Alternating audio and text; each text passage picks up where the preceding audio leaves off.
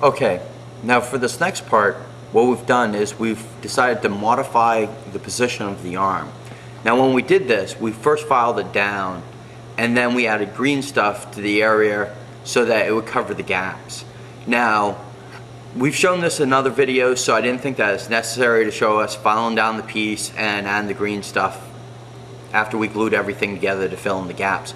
But one thing that we've never really hit on is covering up the green stuff afterwards and trying to blend it into everything. So that's what we're actually going to concentrate on in this segment, and to show you another little modification that we've done to kind of change up the miniature, make it a little bit different, and play with it. So here we go, we're going to jump right into it, blending in the green stuff area into the miniature.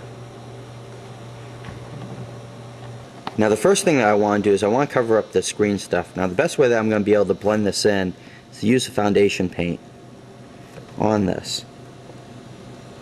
So what I want to do is I don't want to put a layer that's too thick, but I want to make sure to cover up the green stuff. Now what I might have to do with the green stuff is put on 2 layers of foundation paint, just to make sure that I get everything that I want to get. Now what I'm going to do is not only paint over the green stuff, but I'm going to go slightly onto the already colored area. Now this is one disadvantage to actually having the figure semi-assembled or painting it completely on the sprue, because you wind up doing a bigger touch-up, but at the same time it allowed me to consider what I wanted to do before I actually got there.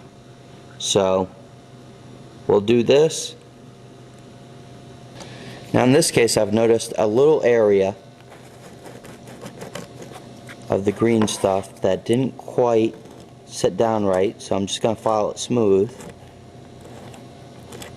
And to tell you the truth, when I'd rubbed my finger over it before, I'd never really noticed it.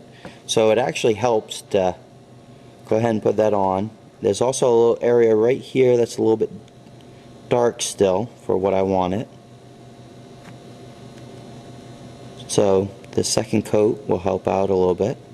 Now even though this is really underneath the miniature, we're going to be putting shoulder pads on them. There's a possibility that you can still see this, so I figure, we'll go ahead and make sure that this is covered enough that in case somebody can see underneath, your miniature looks good all the way around. And then from there we'll move on to the next step. Now our next step is going to be, now that we've put on our foundation paints, is we're going to be taking our Dwarven Bronze, going back over him, and we're going to start at the top and work its way down into the parts that are already painted.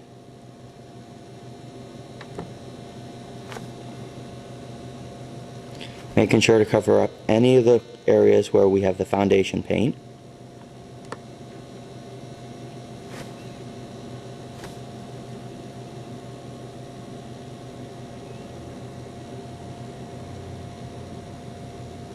Now because all the other ones have a slight highlight, this is a watered down gold that we use, that we can accent all the highlights on this.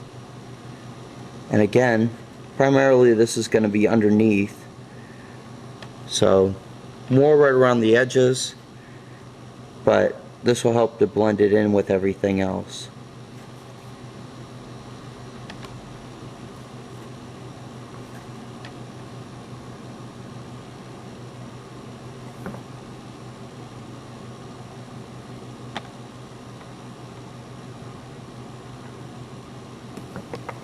And there we go. Even when we cover this up with one of his shoulder pads, you're still gonna have the areas that can be seen that will look good.